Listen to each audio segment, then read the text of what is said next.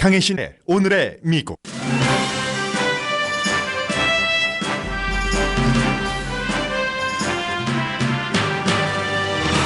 미국 대통령의 가장 중요한 직무와 권한인 연방대법관 지명이 거의 1년 만에 이루어졌습니다.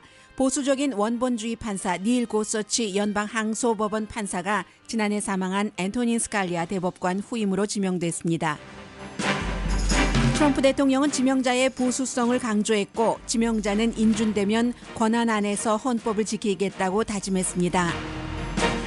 공화당 정치인들은 트럼프 대통령의 지명을 지지하지만 민주당에서는 오바마 전 대통령의 지명자에 대한 청문회도 열지 않았다면서 인준 청문회가 순조롭지 않을 것이라고 경고했습니다. 그러나 닐 고서치 지명자는 법조계 경력으로는 나무랄 데가 없고 결국 민주당도 인준할 것으로 예상됩니다. 내용과 속도에 있어 과감하고 정신 차리기 힘들 정도의 행정명령을 내리는 트럼프 대통령의 행보에 대해 민주당의 유일한 대처는 재무장관과 보건복지부 장관 인준 투표를 지연시키는 정도입니다. 무슬림 국가 출신의 미국 입국을 일시 중단하는 이민 행정명령에 대해 여론은 지지 비율이 높지만 국무부에서는 약 900명이 반대 서명을 했습니다. 샌프란시스코가 서류 미비자에 대해 안전지대를 자처하는 도시에 연방기금을 주지 않겠다는 대통령 행정명령을 고소했습니다. 캘리포니아주는 아예 주 전체를 안전지대로 만들려는 방안을 모색합니다. 물론 캘리포니아주 공화당 정치인은 반대합니다. 이스라엘 대통령이 이스라엘 총리, 미국 대통령과 관련해 멕시코에 사과했습니다. 조 바이든 부통령은 공정한 세상을 만들겠다는 뜻으로 비영리 재단을 만들었습니다. 로봇 요리사가 사람을 능가하는 시대라는 말이 들립니다. 로봇가 인간의 일자리를 빼앗았을 때의 대비책으로 보편적 기본소득 보장이 세계적으로 거론됩니다.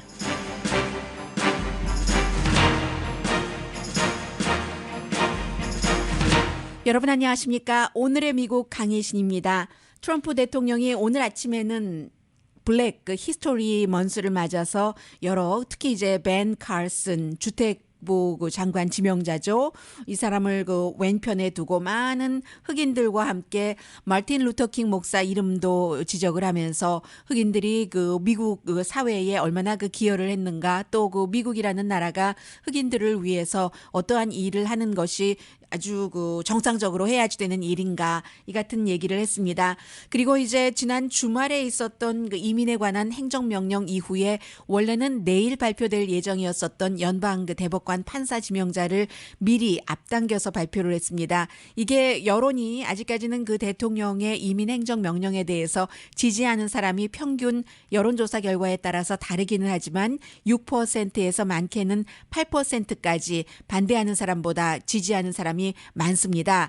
그럼에도 불구하고 이제 테러를 담당하는 사람이라든가 아니면 외교 담당 국무부에서는 너무나 실효성은 없고 정치적인 논란을 가중시키는 행정명령이다 해서 반대하는 사람들이 많아지고 있기 때문에 대통령이 여론을 조금 환기시키고 다른 곳으로 시선을 돌리고 싶어서 결국은 어제 연방 대법관 지명자를 미리 발표를 했고, 마치 그런 것도 제가 여러분들께 제일 처음에 말씀드렸었던 바로 덴버의 항소법원 판사가 지명됐습니다. 그런데 이제 중간에 세 사람으로 이것을 늘렸다가 어제까지도 전혀 측근에게도 잘 알리지 않고 굉장히 서프라이즈라는 단어를 대통령 자체도 썼을 그럴 정도입니다. 그래서 결국은 이러니 저러니 하더라도 지금까지 트럼프 대통령이 되고 나서 집무실에 들어가서 가장 중요한 연방 대법관을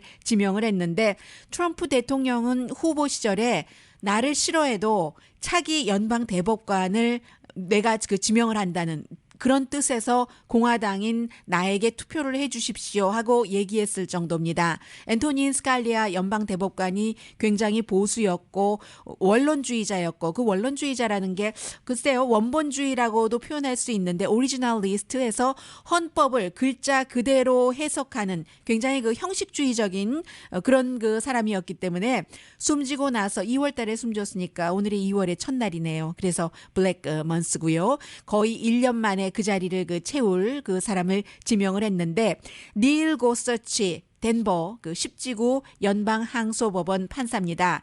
그래서 이제 트럼프 대통령 우선 이 내용을 조금 들어보실까요? 대통령이 지명하기 전부터 시간까지 다 예정을 하고 이것을 생중계를 했죠. 물론 뭐 대체적으로 생중계를 합니다.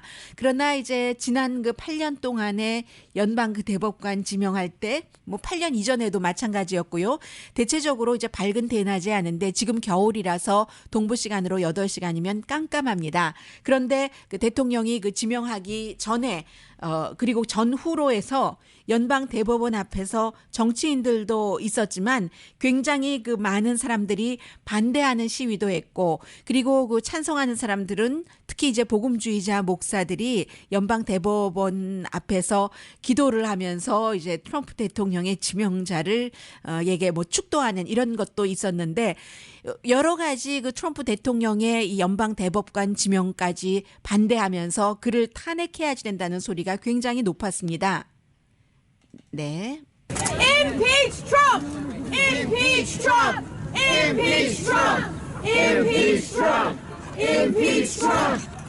왜 이제 연방 대법관 지명자가 아직까지는 그가 어떠한 성향인지 지금까지 나와 있는 것은 있지만 연방 대법관으로 가면은 여러 가지가 다 검증돼도 사실은 모르고 그리고 또 실제로 연방 상원에서 인준받을 때 지금까지 잘 알려지지 않았던 여러 가지 일들이 나오기도 합니다.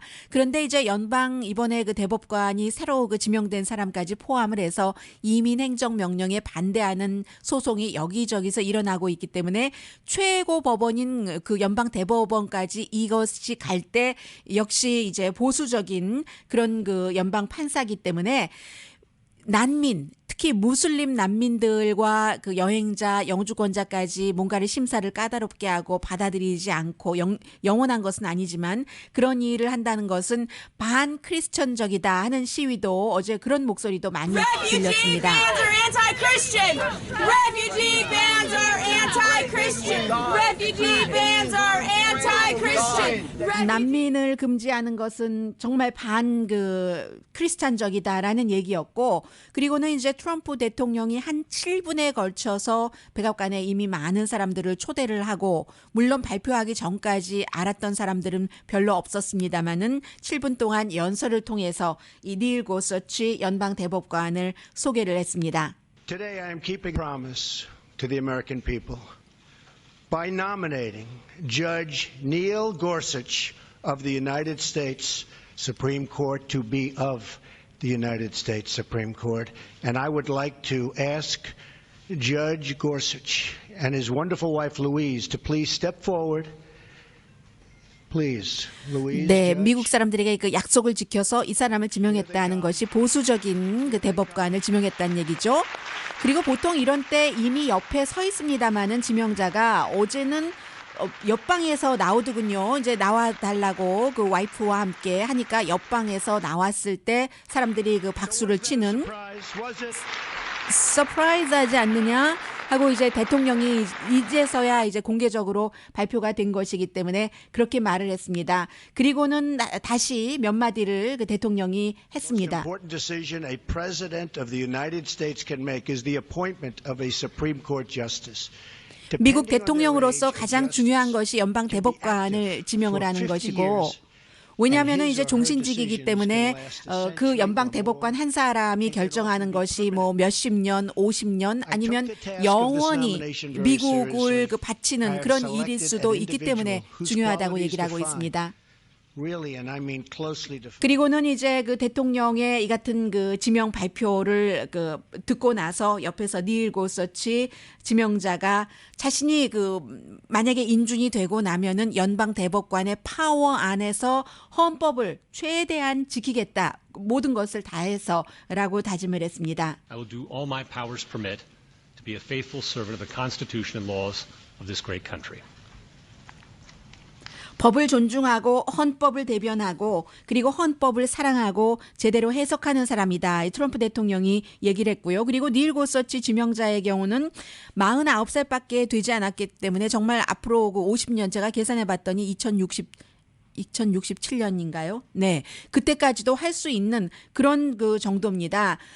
이 안토닌 스칼리아 전 사망한 대법관을 굉장히 존중을 했고 존경을 했고 그를 모델로 삼았던 사람으로 어제도 그야말로 라이언 오브 러라고 안토닌 스칼리아 연방 대법관을 새로운 지명자가 얘기를 했는데 복제판이다. 스칼리아 대법관에 이렇게 표현하는 사람도 있고 그의 후계자다라고 표현하는 사람도 있는데 일단은 법적으로는 콜롬비아 법대, 하버드 법대, 옥스퍼드 대학교에서 공부를 했고 그리고는 이제 일반 변호사 사무실에서도 일했고 부시 대통령에 의해서 2006년도에 만장일치로 항소법원 판사로 임명이 됐었던 인준을 받았었던 사람이기 때문에 별 문제가 없습니다. 그 당시에 많은 미국의 민주당 지금 오늘 어제 반대하고 있는 민주당 정치인들도 그에게 예스 투표를 했었기 때문에 이 법적으로 뭐라고 특별히 문제가 있다라고 지적을 하기가 참 어렵고요.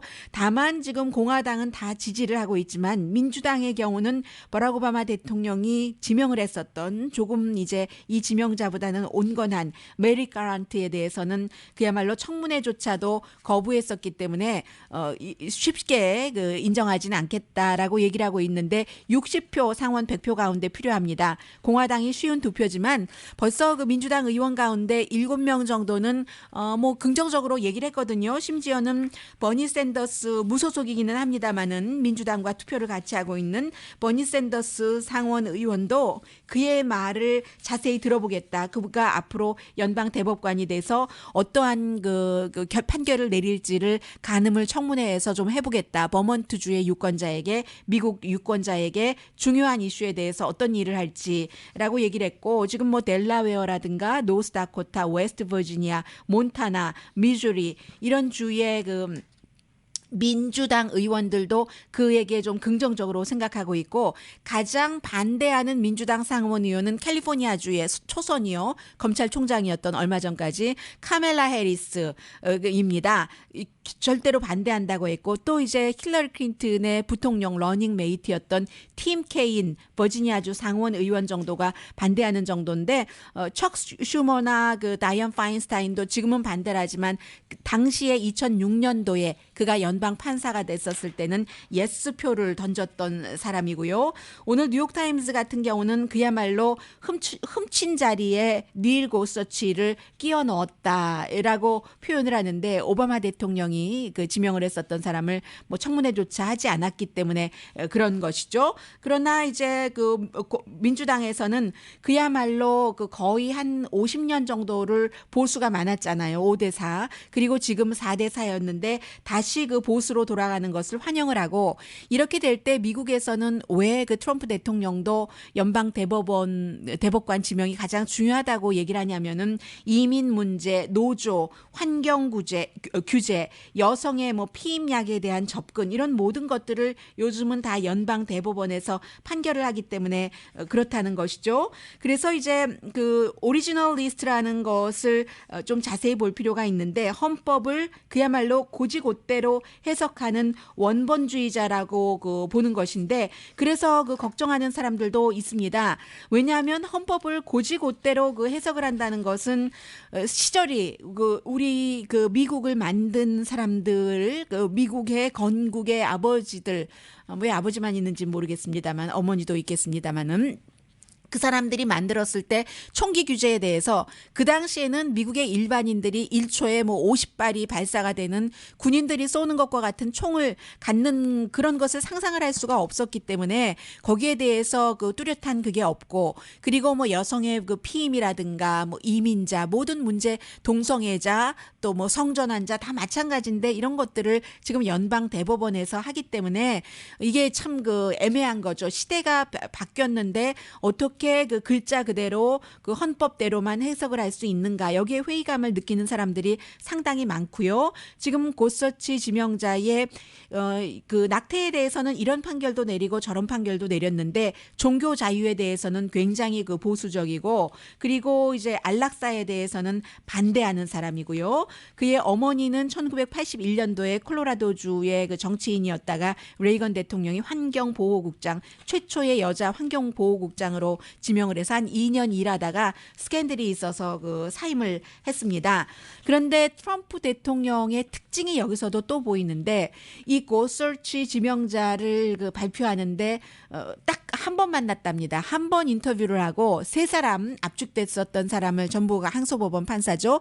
뉴욕에서 그 백악관에 들어가기 전에 집에서 한 번 인터뷰를 하고 그 이후에 전화로는 좀 통화를 했었지만 그리고는 이제 48시간 전에 콜로라도주로 그 군용기를 보내서 군용기를 타고 워싱턴으로 오게 해서 백악관에 들어오지 않고 뭔가가 그 정보가 새 나간다 해서 친구 집에 그 이 고서치 지명자의 집에 머물게 하고 나서 발표하는 그 자리에서도 옆방에 뒀다가 나와 주십시오 하고 했었던 이제 그런 일들이죠. 그래서 여기서도 이제 대통령의 그런 것을 조금 볼 수 있고 낸시 펠로시 하원 의장의 경우 전혀 그 놀라운 선택은 아니다. 여성의 어떠한 그 권리 같은 것을 반대하는 사람으로 그 낸시 펠로시는 보고 있고요. 뭐 그런 것 그리고 이제 기독교에 대해서는 굉장히 그 보수적으로 방어하는 그런 그 닐 고서치 연방 대법관 지명자가 결국은 탄생을 했습니다. 네, 잠시 뒤에는 미국의 그 보통 사람들이 생각하는 거 오늘 아침에 그 흑인의 달에 관해서 얘기를 하면서도 이 트럼프 대통령이 페이크 뉴스를 만들어내는 CNN 나쁘고 팍스 뉴스는 나에게 잘해주니까 좋다 이런 그 얘기를 하던데 미국 사람들이 다르게 생각합니다. 트럼프 대통령이 말하는 것 그리고 그가 좋아하는 대로 생각하는 사람들이 있고 그렇지 않은 사람들도 있고요. 그리고 그 이민 행정 명령에 대해서는 이미 그 한국인들에게도 많이 해당되는 일까지 넓혀질까 걱정이 되고는 그런 걱정을 하시는 분들이 많고 캘리포니아주는 또 다른 이민 행정 명령에 대해서 또 그 미국에서 선도적으로 어떤 그 역할을 할 것으로 보입니다. 잠시 뒤에 전합니다. 라디오 서울 방송 오늘의 미국 듣고 계십니다. 미국 사람 4명 가운데 한 사람 25%네요. 지난번 선거 때 서류 미비자들이 불법 투표를 했다 이렇게 답변을 했습니다. 이게 뭐 보수적인 여론조사 기구에서 한 것이 아니라 폴리티코 모닝 컨설트에서 했는데 뭐 거의 2,000명을 대상으로 했으니까 뭐 표본 조사 범위 넓은 편이고 1월 26일부터 28일까지 오차 범위는 2%포인트입니다. 그리고 불법 투표를 했다고 믿는 사람 가운데 35%는 그 사람들이 그 힐러리 클린턴에게 투표를 했다. 이런 그 얘기고요. 그래서 이제 이 부분에 대해서는 트럼프 대통령이 조사를 하겠다고 또 행정명령을 발동을 시켰죠. 투표 사기다 얘기를 하면서. 그런데 아직은 그 조사를 안 하는 것 같아요. 증거는 별로 없어 보입니다. 왜냐하면은 그 모든 그 선거를 주정부에서 또 로컬, 카운티, 시정부에서 주도를 하는데 크게는 주정부라고 볼 수 있는데 미국에서 그 주지사는 공화당 주지사가 많잖아요. 그리고 이제 각 그 관계 선거 관련자들이 약간의 뭐 부정이라기보다 뭔가가 있기는 있지만 그런 정도로 대대적으로 수백만 명 이런 것은 아니다라고 발표를 했는데 대체적으로 이제 관계자들은 그런 말에 신뢰를 하는 것 같습니다. 증거를 바탕으로 해서요. 그리고 오늘 이 공화당에 지금 장관들이 있어야지 일을 하는데 인준이 제대로 그 되지 않으니까 뭐 지명자도 늦게 지명했었던 것도 있기는 있어요. 이번에는 인수위원회의 그 최고 책임자가 크리스 크리스티에서 다른 사람으로 바뀌면서 여러 가지가 있었는데 결국은 민주당이 상원 그 재정위원회가 그 재무장관 그 스티븐 그 문우신과 보건복지부 탐 프라이스 조지아주 하원 의원 이 두 사람의 인준 그 투표 같은 것을 미루면서 일단은 그 공화당의 상원재정위원회에서 민주당 없이 참석을 하지 않았어요. 아예. 그래서 이제 지금 진행을 하고 있는 것 같습니다. 민주당에서는 특히 이 그 탐 프라이스 보건복지부 장관이 내부 거래에 대해서 주식 거래한 것에 대해서 거짓말을 했다. 디스카운트 받고 거래를 했는데 그리고 이제 자료를 제출하라고 하면 교육부 장관도 그렇고 보건복지부 장관도 충분하게 자료를 제출하지 않고 미적 미룬다 이런 지적도 했었습니다. 공화당이 그래서 그 민주당 없이 일단은 상원 재정위원회에서 그 트럼프의 그 지명자를 어프로브를 한 것 같군요. 그리고 이제 전체 투표는 물론 남아 있겠죠. 국무부에서는 지금 오늘 아침에 제가 점검한 게 900명이니까 900명이 더 될 수도 있겠습니다.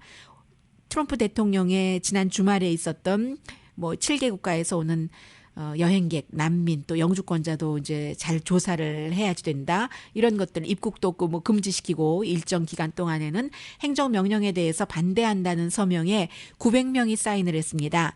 그런데 이게 이 뭔가 그 집행하는 데 있어서 어쨌든 그 트럼프 대통령과 의견이 다르다는 이유로 법무부의 그 법무부 장관 대행을 밤중에 그 해고를 시켰잖아요. 그런 식으로 그 연방 공무원들은 해고당할 위협이 있습니다. 그 외교부에도 그 외교관이 있고 그리고 그 외교부에 직원이 있잖아요. 외교관이 외교관급이 9,700명 정도 되고 그리고 직원이 만 몇천 명이던데요. 그런데 이제 국무부에서 어쨌든 그 관계자들이 900명이나 반대 그 서명을 하는데 서명을 했다는 것은 뭔가 그 내가 그 사람들의 입장으로 볼 때는 양심과 그 개인의 소신에 따라서 의견을 밝히는 것으로 불이익을 입을 수도 있다. 최고의 불이익은 fire잖아. You fired 하고 법무부 장관 대행에게 그 통지서를 보냈는데 대통령이 그것을 감수하면서도 지금 900명이 서명을 한 겁니다. 이미 백악관에서 그 백악관의 그 대변인이 대통령의 행정명령에 따르든지 아니면 뭐 옷 벗고 딴 데 가든지라고 얘기를 했었잖아요. 그래서 참 이게 그 애매한 거죠. 그래서 여기에 대해서도 의견이 나뉘어집니다. 아니 그 해고된 법무부 장관 대행의 경우요. 법무부 장관 대행이 어떻게 대통령의 행정명령을 거부를 할 수가 있는가? 왜냐하면 그 거부라는 게 이런 거죠. 다른 곳에서 대통령의 행정명령에 대해서 소송을 했었을 때 대통령 행정명령 입장에서만 처리하지 않겠다라고 얘기를 한 것. 그게 이제 대통령이 법무부를 배신했다. 꼭 나를 배신했다. 이런 얘기잖아요. 물론 그 오바마 대통령이 임명한 사람이긴 하지만 그래서 대통령의 행정명령에 따르는 것이 그 공무원이다라고 얘기하는 사람이 있는가 하면은 때로는 그럼 대통령의 행정명령이라는 것과 모든 그 오더라는 것이 나의 양심에 미쳐봤을 때, 상식에 미쳐봤었을 때 도저히 이건 미국적이 아니고 나의 그 철학과도 참을 수 없을 정도로 안 된다 할 때 이런 때는 어떻게 해야지 되는 거죠? 그런 때는 어떻게 해야지 되는지 모르겠어요. 더군다나 이제 중요한 일을 맡고 있는 사람이면 대통령이 뭔가를 하려고 할 때 이것은 도저히 아니다 할 때 대통령이 원하는 것을 따를 것인가 거기에 대해서 충원을 해야지 될 것인가 참 애매한 부분이 있기는 있습니다.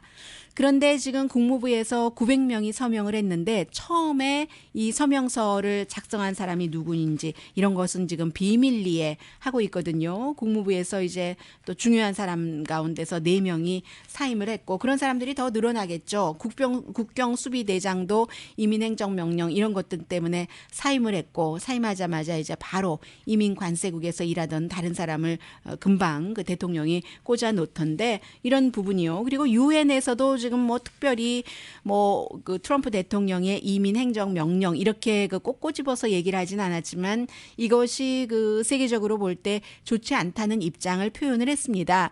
이제 그런 것들을 니키 헤일리 상원 인준 받았으니까요. 유엔 그 미국의 그 유엔 주재 대사가 잘 그 처리를 해야지 될 그런 부분이죠. 미국의 입장을 대변을 하게 될 것이고 그리고는 이제 샌프란시스코는 또 다른 이민 행정 명령이요. 이제 트럼프 대통령이 무슬림 국가 출신에 대해서 그 같은 행정명령을 발동하기 전에 미국의 각 도시 로스앤젤레스가 샌프란시스코보다는 사실은 더 많은데요. 그런 사람 보호하는 사람 숫자가 뉴욕이라든가 보스턴 또 뭐 여러 뭐 필라델피아라든가 이런 그 도시에 대해서 뭐 안전 도시다라고 얘기를 하면서 만약에 그 서류 미비자들을 그 보고 그게 발견됐을 때 연방 관계 당국에 신고하지 않으면 연방 기금을 그런 도시에 주지 않겠다라는 행정명령을 발동했는데 샌프란시스코가 그 같은 행정명령은 헌법에 위배된다 해서 샌프란시스코 시 검사가 어제 그 연방이 같은 행정명령에 대해서 지금 그 고소를 한 첫 번째 도시가 됐습니다. 그래서 이제 샌프란시스코는 1989년도부터 이렇게 그 안전지대로 했는데 왜냐하면은 아무리 그 서류 미비자지만 어떤 그 여성이 가정폭력의 피해자가 됐었을 때 이때 이제 추방될까 걱정하면서 신고도 하지 못하고 이런 것을 없애기 위해서 결국은 그 법집행관과 잘 뭐 수사하는데 협조하고 하면은 추방하는 그런 그 대상자로 만들지는 않겠다. 샌프란시스코가 89년부터 이렇게 만들었고요. 그리고 샌프란시스코는 지금 시 검사만 고소한 것이 아니라 슈퍼바이저 위원도 만장일치로 그 대통령의 행정명령은 이제 위헌이다, 따르지 않겠다라고 그 결의안 같은 것을 통과를 시켰습니다. 그리고 이제 기금 지원하는 것을 마련하는 그 절차도 지금 시작이 됐는데 이민자들 이번에 또 발표한 난민들이라 하더라도 또 무슬림 국가에서 오는 사람이라든가 이런 어려운 일이 닥쳤을 때 그 대통령의 행정 명령에 대해서 싸우는 법적 비용까지 마련하는 이런 것도 지금 그 도시가 앞장서서 하고 있고 그리고 뉴욕이라든가 시카고, 로스앤젤레스를 포함해서 미국의 한 300군데 이렇게 그 안전도시 불법 체류자라고 해서 무조건 연방 정부에 신고하지 않는 그런 그 안전 도시가 있답니다. 불법 체류자가 한 1,100만 명 정도는 있다고 하잖아요. 샌프란시스코에 4만 4천 명이 있는데 이런 것은 사실은 미시건주라든가 오하이오주도 마찬가지거든요. 미시건이나 오하이오주도 트럼프 대통령에게 투표를 했습니다만 민주당이 직업을 잃은 화이트피플들도 많이 투표를 하고 있는데 결국 오하이오주 같은 경우도 일정 특별한 카운티 같은 경우는 이 서류 미비자들이 그들의 그 경제 뼈대가 되는 겁니다. 그래서 그들이 없으면 뭐가 이루어지지 않으니까 우리는 같이 살아야지 된다 하는 것이고 미국이 다른 나라를 여러 가지로 도와주고 인도적인 입장에서 하고 하는 것도 꼭 민주주의 국가, 지도자인 국가, 모델 국가를 자처하기 때문만은 아니라 결국은 거기에 다 미국의 이해관계가 포함되어 있는 거잖아요. 그렇게 될 때 미국이 실제적으로 돈적으로도 혜택을 받는다던가 아니면 미국의 국가적인 이미지는 또 돈하고는 따로 계산할 수 없는 그런 것이기 때문에 그런 부분인데 지금 그 오하이오주 같은 그런 곳에서도 역시 이렇게 그 서류 미비자들을 보호해야 된다라고 얘기하는 것은 그 주 또 특정 지역의 이해관계가 다 있기 때문에 그런 것이다 하는 것 다시 한번 말씀드리고요. 네, 그리고 또 지금 또 뭐가 있나요? 그래서 세크라멘토도 마찬가지네요. 지금 그 세크라멘토는 그야말로 더하죠. 베이커스필드와 가깝고 하니까 이 안전 도시로서 지금 일을 하고 있는데 일부 공화당에서는 지금 그 캘리포니아주가 샌프란시스코뿐만이 아니라 주 전체를 안전지대로 하는 그런 그 방안을 지금 마련하고 있거든요. 지금 그 케빈 드브레온 그 로스앤젤레스가 지역구인 그 의원이 만들고 있는데 여기에 대해서 공화당 의원들은 캘리포니아주지만 또 민주당 의원들의 이 같은 움직임에 대해서 굉장히 반대를 하고 있고 캘리포니아주에서 2015년도에 후앙 프란치스코 로페즈 산체스라는 사람이 뒤에서 이제 총을 맞고 이랬는데도 추방될 위기였고 뭐 이런 뭐 감옥에 들어갔다가 풀려났고 이러자 이제 그 연방 정부에서는 그 사람을 추방해라라고 얘기를 하고 샌프란시스코에서는 아니다 하고 이런 일들이 있어서 캘리포니아주에서는 주 전체적으로 그렇지 않게 하겠다 지금 그런 얘기를 하고 있는 것이고요. 또 이제 연결되는 것이니까 난민 얘기를 하나만 더 생각나는 김에 말씀드리자면은 시리아에서 미국으로 오는 난민들 다 가난하고 이런 사람들이 아닙니다. 어제 제러드 쿠슈너 트럼프 대통령의 사위의 할머니가 폴란드 태생이지만 미국으로 결국은 그 유대인 그 학살에 의해서 이제 그 난민으로 올 때 얼마나 힘들었는가 하는 것을 말씀을 드렸는데 그 사람들이 미국으로 올 때는 일단 어떠한 형태로든지 연고가 있다던가 돈이 있다던가 절차를 다 밟고 해야 되잖아요. 집 팔고 땅 팔고 정말 그렇게 해서 오는 사람입니다. 그러고도 어느 정도의 그 비용을 마련할 만한 사람들이 오는 겁니다. 그래서 시리아 난민들이 미국에 와서 정착할 때도 기업인이 11% 정도 된답니다. 이게 전체적으로 미국에서 기업인이다라고 얘기할 수 있는 사람은 약 3% 정도 된다는 것이거든요. 그래서 우리가 뭐 난민이나 이런 사람들에 대한 그 시각 같은 것이 왜냐하면 그 코리안 아메리칸의 경우는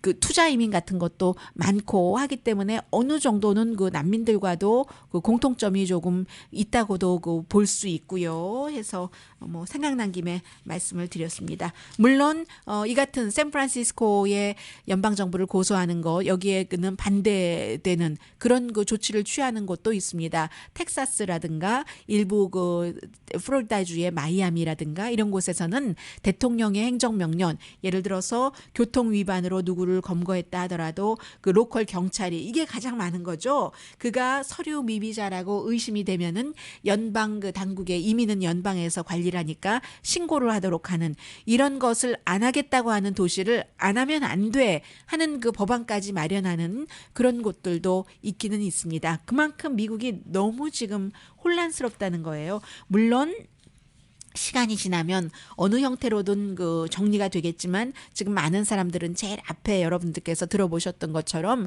뭐 정리될 그런 기간을 가질 것도 없이 트럼프 대통령을 그 탄핵시켜야지 된다는 목소리를 높이는 사람도 굉장히 많고요. 그 사이에 트럼프 대통령이 어제 그 지명한 닐 무슨 고치였죠? 무슨 고치? 무슨 고치 연방 대법관 지명자는 오늘 아침에는 부통령도 만났고 그리고 그 미치 매코넬 그 상원 그 원내 대표도 만나서 이제 그 행보를 이어가고 있습니다. 아, 생각이 안 나니까 굉장히 궁금하네요. 고설치 닐 고설치 연방 대법관 지명자 잠시 뒤에 조금 다른 세상 뉴스로 전해드리겠습니다.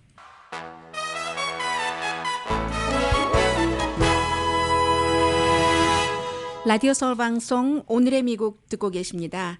네, 오늘 원래는 그 트럼프 대통령이 위스콘신주 미라키에 있는 그 할리 데이비슨 모tor사이클 회사 제조 공장을 방문하기로 했었는데 취소했답니다. 왜냐하면 이제 이런 사실을 공개적으로 알리지는 않았는데도 알고 있는 사람들이 있으니까 대대적인 그 시위가 있을 수 있다 해서 그 취소가 됐고요. 오늘이 아니네요. 내일이네요. 원래 그랬다는 얘기가 있고 그리고 정말 큰일이에요. 요즘에 보면은 어느 정도냐면은 지금 그 로봇가 일을 안 하는 곳이 없잖아요.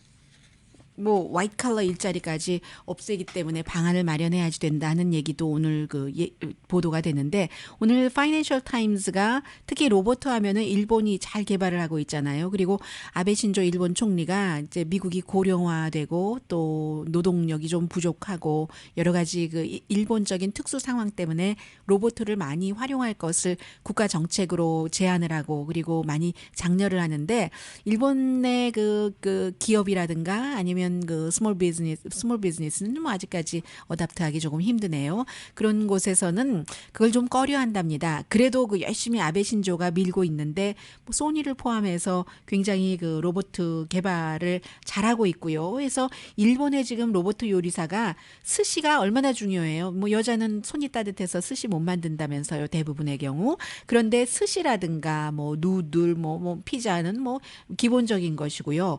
팔이 있는 로봇가 팬케이크와 칵테일과 도넛과 이런 것을 이제는 사람 요리사보다도 더 잘 만든다 해서 정부가 기금을 줘서 이제 이런 것들을 많이 그 만든다는 거예요.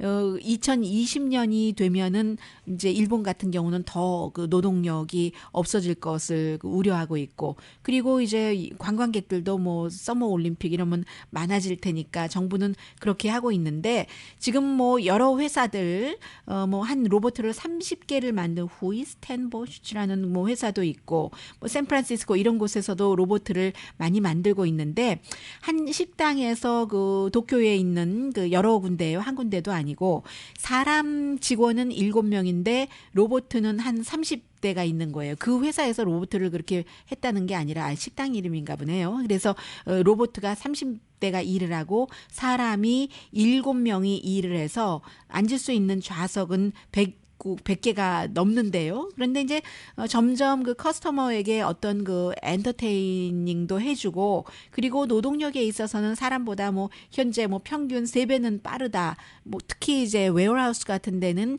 24시간 일을 하기 때문에 그거보다 훨씬 더 할 수도 있겠고요. 그리고 만족도도 점점 이렇게 쓰다 보니까는 좋아진다고 하거든요. 물론 아직까지는 뭐 인간이 더 낫다고는 하지만 로봇가 더 앞서가는 그런 부분들도 분명히 있는 겁니다. 그래서 실리콘밸리라든가 중국에서는 이미 그릇 닦기 이런 것을 로봇가 지금 많이 그 하고 있고요. 미국의 그 샌프란시스코에 있는 그 모멘텀 머신이라는 이런 회사도 이 로봇을 만들어서 1시간에 로봇가 한 400개 버거를 굽는다잖아요. 그럼 사람 3사람이 할 것을 한다는 것이고 지금 샌프란시스코의 그 이사라는 이런 그 식당에는 커스터머가 뭐 이런 곳은 사실은 많아요.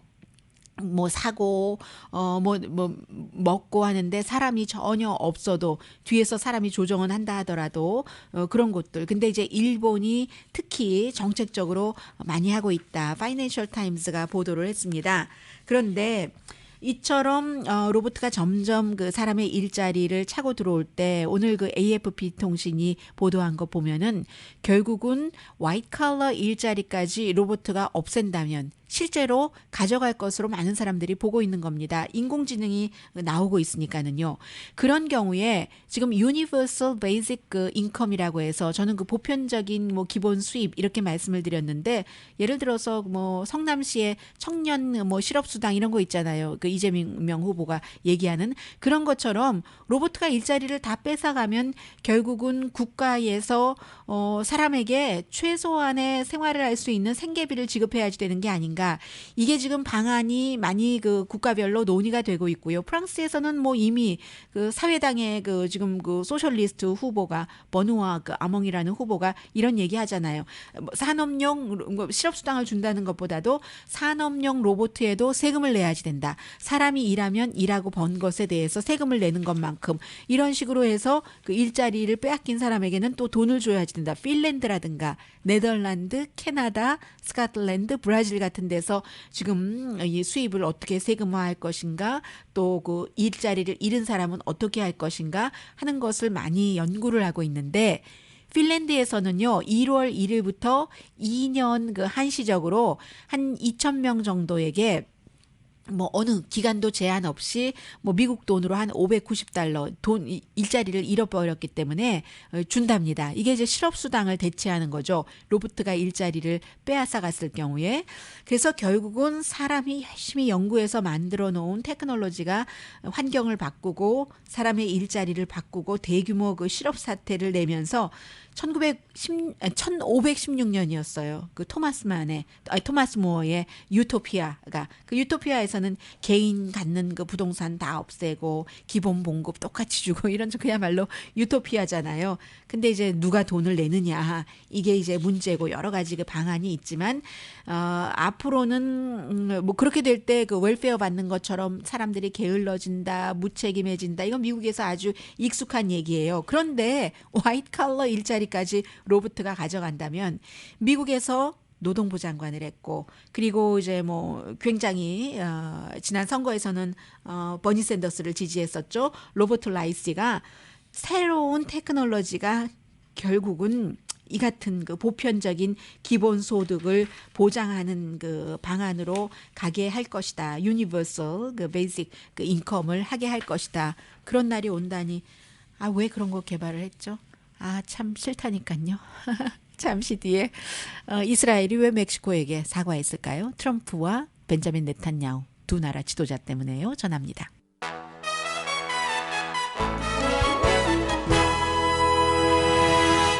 라디오 서울 방송 오늘의 미국 듣고 계십니다. 네, 대통령에게 아내는 참 중요하잖아요. 그런데 아마도 그 멜라니아 트럼프가 당분간이 아니라 영원히 백악관에 들어가지 않을 수도 있다는 보도라고 말씀드리긴 좀 그러네요. US Weekly 엔터테인먼트 잡지에서 얘기를 하는데 이런 얘기는 항상 뭐 피플이라든가 이 같은 잡지에서 더 그 자세히 그 먼저 내놓을 수가 있죠. 주변 사람들 얘기를 그 들어서 하는 것인데 지금 백악관과 뉴욕에 그 집이 한 200마일 떨어져 있잖아요. 100만, 1000만, 1억 달러 되는 트리플렉스 아파트먼트군요. 그래서 지금 원래는 주말에 이렇게 그 가기로 그 백악관으로 일단은 이 멜라니아 트럼프와 10살짜리 아들이 가기로 있는데 지난 주말에 못 갔답니다. 왜냐하면 시위대가 하도 많이 여기저기서 시위를 하기 때문에 지금 퍼스트 레이디와 그 어린 아들이 집을 나와서 백악관으로 가지 못했어요. 그런데 앞으로도 그럴 수는 있을 것이다 하는 그런 얘기가 나오거든요. 구체적인 내용은 없이 어쨌든 그런 변화가 있고요. 그리고 이스라엘의 대통령이 있죠. 물론 뭐 그 총리가 거의 모든 그 대외적인 일을 합니다만은 이스라엘의 그 대통령이 레우벤 리블린 대통령이 멕시코의 에니케 페냐 그 니에토 대통령에게 공식적으로 사과를 했습니다. 전화를 해서 그게 이제 그 벤자민 네탄야후 이스라엘 총리가 트윗한 것 때문인데 이스라엘과 이집트 국경에 그리고 이제 그 이스라엘 그 남쪽에 벽을 쌓았더니 그랬더니 그 이집트 국경을 통해서 아프리카에서 들어오는 그런 불법 입국자들이 크게 줄어들었다 하면서 트럼프 그 대통령의 행정 명령을 크게 그 지지를 한 겁니다. 벤자민 네탄야후가 그랬더니 가만히 있으면 사과하네요.